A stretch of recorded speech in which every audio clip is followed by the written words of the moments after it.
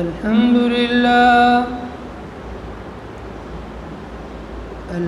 لله نحمده ونستعينه ونستغفره ونؤمن به ونتوكل عليه ونعوذ بالله من شرور أنفسنا ومن سيئات أعمالنا من يهده الله فلا مضل له ومن يضلله فلا هادي له ونشهد أن لا إله إلا الله وحده لا شريك له ونشهد أن سيدنا ومولانا محمد صلى الله تعالى عليه وسلم وعلى آله وصحبه أجمعين أما بعد قال الله تبارك وتعالى في كتابه المجيد أعوذ بالله من الشيطان الرجيم بسم الله الرحمن الرحيم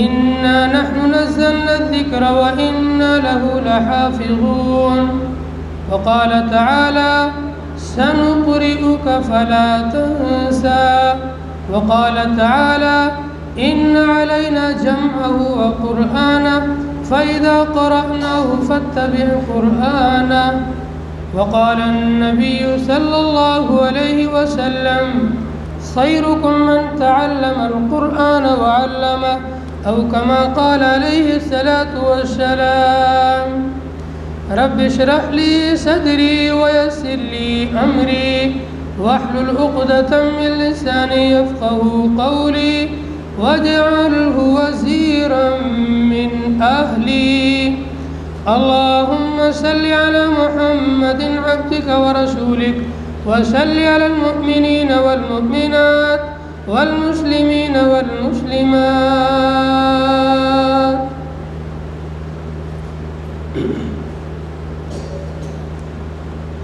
گرامی قدر سامعین ذی وقار دینی اور اسلامی غیرت مند بھائیوں، ہر لفظ کو سینے میں بسا لیں تو بنے بات، ہر لفظ کو سینے میں بسا لیں تو بنے بات، طاقوں میں سجانے کو یہ قرآن نہیں ہے۔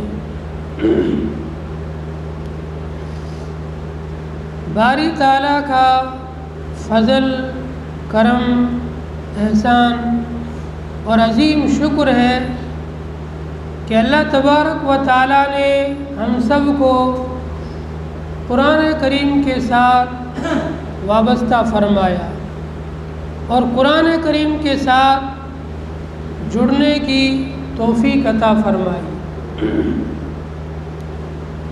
قرآن عظیم ایسی عظیم الشان کتاب ہے جس کتاب کا دیکھنا بھی عبادت، اس قرآن کا چھونا بھی عبادت، اس قرآن کو پکڑنا بھی عبادت، اس قرآن کو پڑھنا بھی عبادت، اور اس قرآن کو پڑھانا عظیم عبادت، اس قرآن کو سمجھنا یہ بھی عبادت، اور اس قرآن کریم کو لوگوں کو اور امت کو سمجھانا یہ عظیم عبادت۔ اور قرآن کی اشاعت کے لیے، قرآن کو دنیا میں پھیلانے کے لیے اپنا وقت لگانا، اپنی صلاحیتوں کو لگانا، اپنے مال کو خرچ کرنا، اپنی جان کو لگانا، یہ عظیم عبادت ہے۔ قرآن کریم کے لیے ہمارا جو بھی حصہ لگ جائے گا، ہماری جان لگ جائے، ہمارا مال لگ جائے، ہماری زندگیاں لگ جائے، ہم اپنی اولاد کو قرآن کے لیے لگا دیں، یہ عظیم سعادت کی بات ہے، یہ عظیم نیکی کی بات ہے، اور یہ خوش نصیبی کی بات ہے۔ اللہ تبارک و تعالیٰ نے قرآن کریم کی حفاظت کے دو عظیم الشان طریقے امت کو عطا فرمائے۔ ایک طریقہ کتابت کا ہے، قرآن کے لکھنے کا، اور دوسرا طریقہ حفظ قرآن کا ہے۔ اور یہ دونوں کے دونوں طریقے حضرت نبی علیہ الصلوۃ والسلام اور صحابہ کرام سے منقول ہے۔ جب قرآن کریم شروع کے اندر نبوی دور میں تاجدار مدینہ حبیب کبریا محمد مصطفیٰ عربی صلی اللہ علیہ وسلم پر نازل ہوتا تھا، آپ علیہ الصلوۃ والسلام قرآن کریم کو لکھواتے تھے۔ صحابہ کرام میں سے کچھ نام ایسے ہیں جن کا لقب ہے کاتب وحی۔ حضرت معاویہ رضی اللہ تعالیٰ عنہ مشہور جلیل القدر صحابی ہے جو کاتب وحی تھے، جو قرآن کریم کو لکھا کرتے تھے۔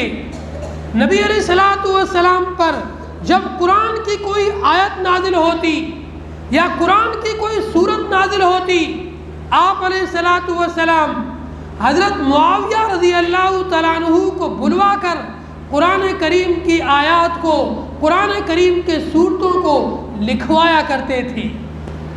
قرآن کریم کی حفاظت کا پہلا ذریعہ اور پہلا طریقہ کتابت ہے، قرآن کو لکھوانا ہے۔ دوسرا طریقہ حفظ قرآن۔ دنیا کے اندر قرآن کا سب سے پہلا حافظ، قرآن کو سب سے پہلا یاد کرنے والا، قرآن کو سب سے پہلا سینے میں محفوظ کرنے والا، قرآن کو سب سے پہلے زبانی یاد کرنے والا، آمینہ کا در یتیم، عبداللہ کا لخت جگر، عبد المطلب کا نور نظر، ہم سب کے پیارے آقا محمد مصطفیٰ عربی صلی اللہ علیہ وسلم ہے۔ حفاظ کے لیے کتنی عظیم خوشخبری ہے، کتنی عظیم خوشی کی بات ہے، جس چیز کا شرف تاجدار مدینہ حبیب کبریا محمد مصطفیٰ نے سب سے پہلے حاصل کیا، ایک حافظ قرآن نبوی طریقے پر چلتے ہوئے قرآن کے 30 پاروں کو اپنے سینے میں محفوظ کرتا ہے۔ سبحان اللہ۔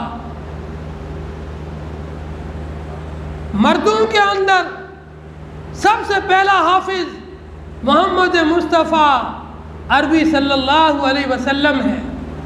یہاں جتنے بھی عوام بیٹھی ہے یا ہمارے طلباء اور علماء بیٹھے ہیں، یہ نیت کریں انشاءاللہ ہم نبوی طریقے پر چلتے ہوئے اپنے بچوں کو حافظ قرآن بنائیں گے، اپنے بچوں کو قرآن کے لیے وقف کریں گے، اپنے بچوں کی زندگیوں کو قرآن پر لگا دیں گے، اپنے بچوں میں سے ایک بچے کو قرآن کے لیے فارغ کر دیں گے، اس کے پوری زندگی کے خرچوں کو ہم برداشت کریں گے، اسے صرف قرآن کے لیے فارغ کریں گے۔ ایک بچہ ایسا بھی ہونا چاہیے جو صرف قرآن کے لیے وقف ہو، جو صرف قرآن کے لیے خاص ہو، جس کا مشغلہ یہ ہو پورے دن قرآن کو پڑھے، قرآن کو پڑھائے، قرآن کے لیے خدمت کرے، قرآن کی اشاعت کی کوشش کرے۔ قرآن کریم کی حفاظت کا دوسرا طریقہ حفظ قرآن۔ عورتوں کے اندر سب سے پہلی حافظہ صدیق کائنات، صدیق کائنات کی نور نظر، لخت جگر، صدیقہ کائنات حضرت عائشہ رضی اللہ تعالیٰ عنہا ہے۔ مردوں کے اندر سب سے پہلے حافظ محمد مصطفیٰ، عورتوں کے اندر سب سے پہلی حافظہ ان کی بیوی اور صدیق اکبر کی بیٹی حضرت عائشہ رضی اللہ تعالی عنہا ہے۔ کیا مقام ہوگا عائشہ کا جب بڑے بڑے صحابہ کرام کسی مسئلے کے اندر آ کر کے اختلاف میں پڑ جاتے یا اس کا کوئی حل نہیں ملتا، وہ عائشہ رضی اللہ تعالی عنہا کے سامنے دو زانوں بیٹھ کر کے مسائل کو حل کیا کرتے تھے۔ عائشہ کے علمی مقام کو رہتی دنیا تک لوگ عقیدت سے سلام کرتے رہیں گے۔ وہ علمی مقام پایا تھا، اور اس امت کے اندر، عورتوں کے اندر سب سے پہلے حافظہ قرآن کا شرف بھی عائشہ نے حاصل کیا۔ نیت کریں ہم اپنی بچیوں کو حافظہ قرآن بنائیں گے۔ قرآن کریم کی حفاظت کا ذریعہ امت کی بچیاں کرے گی، امت کے بچے کریں گے، یہی نونہالان کریں گے۔ حدیث کے اندر حافظ قرآن کا کیا مقام بیان کیا ہے، کیا مرتبہ بیان کیا ہے۔ ارشاد فرمایا، تاجدار مدینہ حبیب کبریا محمد مصطفیٰ صلی اللہ علیہ وسلم نے من قرأ القرآن، جس شخص نے قرآن کریم کو پڑھا وہ قرآن کا حافظ بنا یا قرآن کا عالم بنا، لا ينبغي لا ان يحد من يحد لا، اس کے لیے مناسب نہیں غصہ کرنے والوں کے ساتھ غصہ کرے، جہالت کے ساتھ پیش آنے والوں کے ساتھ جہالت سے پیش آئے۔ ایک حافظ قرآن کی زندگی نمایاں ہونی چاہیے، عالم قرآن کی زندگی دنیا والے عام لوگوں کی زندگی سے ایک نمایاں اور الگ زندگی جھلکنی چاہیے، اس کی جھلک ہی الگ ہونی چاہیے، اس کی رونق ہی الگ ہونی چاہیے، اس کا ایک ٹھاٹ باٹ ہی الگ ہونا چاہیے۔ اس کے لباس سے پتہ چلے یہ عالم ہے، اس کے لباس سے پتہ چلے یہ حافظ قرآن ہے، اس کی زبان سے پتہ چلے یہ عالم دین ہے، یہ حافظ قرآن ہے، اس کی گفتار سے پتہ چلے یہ حافظ قرآن ہے، یہ عالم دین ہے، اس کے کردار سے نمایاں ہو یہ عالم قرآن ہے، یہ حافظ دین ہے۔ اس کا کردار نمایاں، اس کی گفتار نمایاں، اس کی ہر چیز نمایاں ہونی چاہیے۔ یہ حدیث بتاتی ہے لا ينبغي لا، حافظ قرآن کے لیے، عالم دین کے لیے مناسب نہیں غصے کرنے والوں کے ساتھ غصہ کرے، جہالت کا برتاؤ کرنے والوں کے ساتھ جہالت کا برتاؤ کرے۔ اس کے پاس تو قرآن کا نور ہے، قرآن کا علم ہے، یہ قرآن کے علم کے ذریعے سے حلم کو بردباری کا اظہار کرے۔ دوسری حدیث کے اندر ارشاد فرمایا، مدنی کریم صلی اللہ علیہ وسلم نے، اما عائشہ روایت کرتی ہے، عدد درج الجنتی بعدد آی القرآن او کما قال علیہ الصلاۃ والسلام۔ اما عائشہ فرماتی ہے، ارشاد فرمایا نبی کریم صلی اللہ علیہ وسلم نے جنت کے درجات قرآن کی آیات کی تعداد کے برابر ہیں۔ جنت کے جو درجات ہیں وہ قرآن کی آیات کی تعداد کے برابر ہیں، اور جب حافظ قرآن، عالم قرآن جنت کے اندر جائے گا، اس سے کہا جائے گا رتل ورتقی بدرجات الجنہ، قرآن کی تلاوت کر، قرآن کو پڑھتا جا، ہر آیت کے بدلے تجھے ایک درجہ بلندی حاصل ہوتی رہے گی، اور جس جگہ پر جا کر تیری تلاوت ختم ہوگی وہی تیرا جنت میں مقام ہوگا۔ لیس فوقہ احد، جنت کے اندر حافظ قرآن سے بلند مرتبہ امت میں کوئی نہیں ہو سکتا ہے، انبیاء اس سے اوپر ہوں گے۔ انبیاء کرام کی جماعت یہ حفاظ اور علماء سے اوپر ہوگی۔ انبیاء کے بعد میں جو جنت میں مقام ہوگا، جو جنت میں درجہ ہوگا، وہ حفاظ کا اور علماء کا درجہ ہوگا۔ قرآن کی آیات کے بقدر ایک ایک آیت پڑھتے رہیں گے، جنت میں چڑھتے رہیں گے اور جنت کی بلندی حاصل کرتے رہیں گے۔ چوتھی حدیث کے اندر نبی علیہ الصلوۃ والسلام ارشاد فرماتے ہیں، علماء، حفاظ اور انبیاء کے درمیان جنت کے اندر صرف ایک درجہ ہے، اور وہ نبوت کا درجہ ہے۔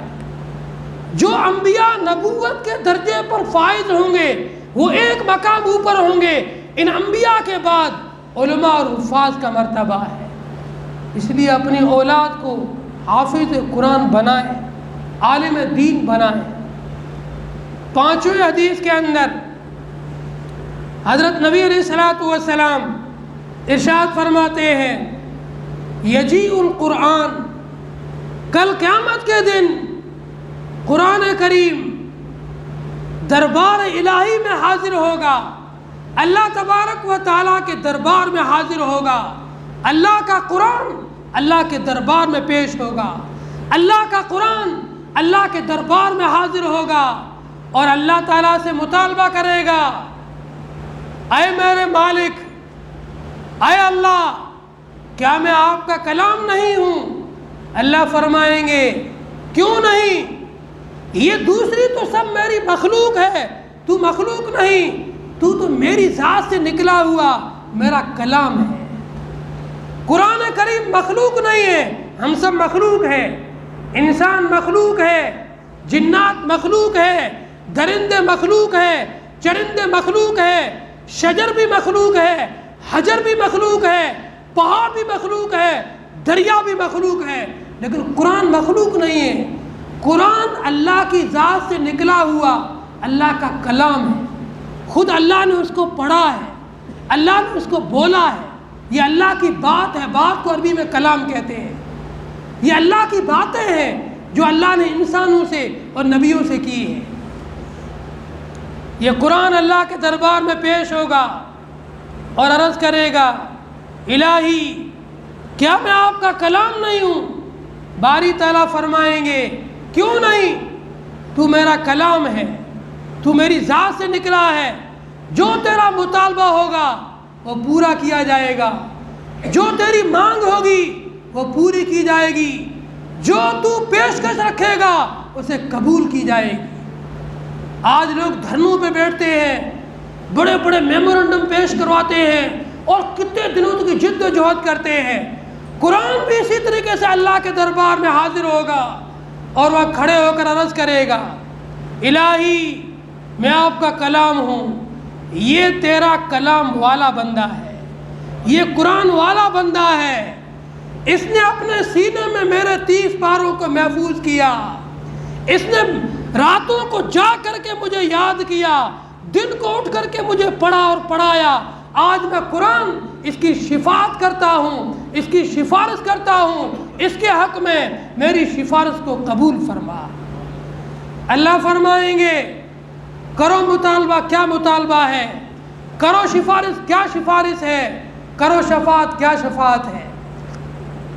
قرآن عرض کرے گا، الہی البسہ، اسے پہنائیے۔ اللہ تبارک و تعالی سب سے پہلے حافظ قرآن کے سر کے اوپر اکرام کا، احترام کا، عزت کا تاج سجائیں گے۔ جب اس کے سر کے اوپر عزت کا تاج سجایا جائے گا، قرآن کریم پھر عرض کرے گا، یا ربی البسہ، اے الہی اور اسے پہنائیے۔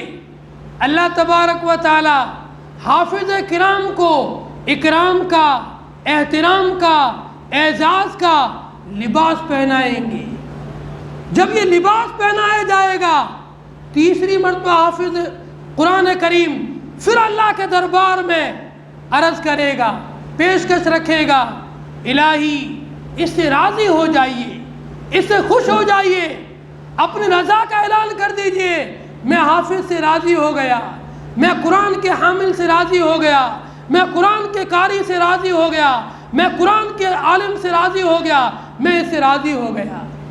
اللہ تعالیٰ قرآن کریم کی پیشکش کو، قرآن کریم کی شفاعت کو قبول کرتے ہوئے رضامندی کا اعلان کریں گے، میں اس سے راضی ہو گیا، میں اس سے خوش ہو گیا۔ جتنے قرآن کریم کی حفاظت اور قرآن کریم کو یاد کرنے کے لیے بشارتیں آئی ہیں، قرآن کریم سے غفلت برتنے، قرآن کریم کو یاد کر کے بھلا دینے پر اتنی ہی وعیدیں بھی آئی ہیں۔ حدیث کے اندر نبی علیہ الصلوۃ والسلام ارشاد فرماتے ہیں، میرے پاس میرے سامنے امت کے اعمال کو پیش کیا گیا۔ جب میں نے امت کے نامہ اعمال کو دیکھا، اس نامہ اعمال کے اندر سب سے بڑا جو گناہ تھا وہ قرآن کریم کی آیات اور سورتوں کو یاد کرنے کے بعد بھلا دینا۔ قرآن کریم کا حافظ، قرآن کریم کو یاد کرنے والا، قرآن کریم کو یاد کرنے کے بعد اس کو بھلا دے، یہ سب سے بڑا گناہ ہے۔ یا قرآن کریم کو پڑھنے والا کوئی عالم ہو، کوئی امام ہو، کوئی عام آدمی ہو، جس نے قرآن کی کوئی آیت یاد کی تھی، کوئی سورت یاد کی تھی، یاد کرنے کے بعد اس کو بھلا دیا، یہ سب سے بڑا گناہ ہے۔ اس لیے قرآن کریم کا جتنا حصہ جتنے یاد کیا ہے، موت تک اس کو یاد رکھنا ہے، اس کو پڑھتے رہنا ہے، چلتے پھرتے اٹھتے بیٹھتے۔ سب سے عظیم الشان سکون کا، امن کا، رزق میں برکت کا، بیماریوں کو دور کرنے کا جو وظیفہ ہے وہ ہے تلاوت قرآن۔ حدیث کے اندر مدنی کریم صلی اللہ علیہ وسلم نے ارشاد فرمایا، حدیث قدسی میں اللہ تعالیٰ فرماتے ہیں، جس شخص کو قرآن کریم کی مصروفیت کی وجہ سے، قرآن کریم کی مشغولیت کی وجہ سے دعائیں مانگنے کا ٹائم نہ ملتا ہو، وظائف کرنے کا ٹائم نہ ملتا ہو، میں تمام کی تمام دعائیں کرنے والوں، تمام کے تمام وظیفے کرنے والوں سے بڑھ کر اس تلاوت قرآن والے کے مرادوں کو پورا کرتا ہوں، اس کی دعاؤں کو قبول کرتا ہوں۔ جتنی دعائیں کرنے والے دعائیں کریں گے، وظائف والے وظیفے کریں گے، ان سب سے زیادہ اللہ تعالیٰ قرآن کی تلاوت والوں کو نوازیں گے۔ دوسری حدیث کے اندر نبی علیہ الصلوۃ والسلام ارشاد فرماتے ہیں، حافظ قرآن، جس نے قرآن کو حفظ کیا، قرآن کو یاد کیا اور پھر بھلا دیا، قیامت کے دن مجذوم کوڑ کی حالت میں اللہ کے سامنے پیش ہوگا۔ کوڑ کی بیماری لگی ہوگی، بدن کی پوری جو خال چمڑی ہوگی یہ گر رہی ہوگی، اس حال میں اللہ کے سامنے پیش ہوگا۔ عرض کیا جائے گا، اس کا یہ حال کیوں بنا؟ اللہ فرمائیں گے، اس نے میرے قرآن سے غفلت برتی، اس نے میرے قرآن کو پشے پشت ڈال دیا، اس نے میرے قرآن کو کچھ نہیں سمجھا، میں نے بھی اس کو کچھ نہیں سمجھا، کوڑ کی بیماری میں مبتلا کر دیا۔ اس لیے ایمان والوں کے لیے سب سے بڑی شرف کی چیز، سب سے بڑی عزت کی چیز، سب سے بڑی احترام کی چیز قرآن کریم کا حصول ہے۔ خود بھی قرآن کریم کے حافظ بننے کی کوشش کریں۔ اگر خود حافظ نہیں ہے، عمر زیادہ ہو گئی ہے، اپنے بچوں میں سے کسی ایک بچے کو پوری زندگی قرآن کے لیے وقف کر دیں۔ اس بچے کے پوری زندگی کا خرچہ ہم اٹھائیں گے۔ باپ یہ نیت کرے اور اللہ سے دعائیں کرے، اللہ مجھے اتنی حیثیت دے کہ میں اپنے اس بچے کا پوری زندگی کا خرچہ برداشت کر سکوں، اور میں اس بچے کو تیرے قرآن کے لیے وقف کرتا ہوں۔ پھر اس بچے کو پیسے کمانے کا نہ کہے، اسے یہ نہ کہے کہ مجھے مہینے کے اتنے لا کر دے، یا گھر تجھے چلانا پڑے گا، تیرے گھر کا خرچہ بھی میں اٹھاؤں گا، تجھے صرف قرآن پڑھنا ہے، تجھے صرف قرآن پڑھانا ہے۔ ایسے اپنے بچوں میں سے ایک بچے کو خاص کریں۔ اللہ تعالی ہم تمام کو قرآن کی سچی محبت اور قرآن کا سچا عشق نصیب فرمائے، اور قرآن کی خدمت کی توفیق عطا فرمائے، مرتے دم تک ہمیں قرآن کی خدمت میں لگائے رکھے۔ جن لوگوں کی سنت باقی سنت پڑھ لو،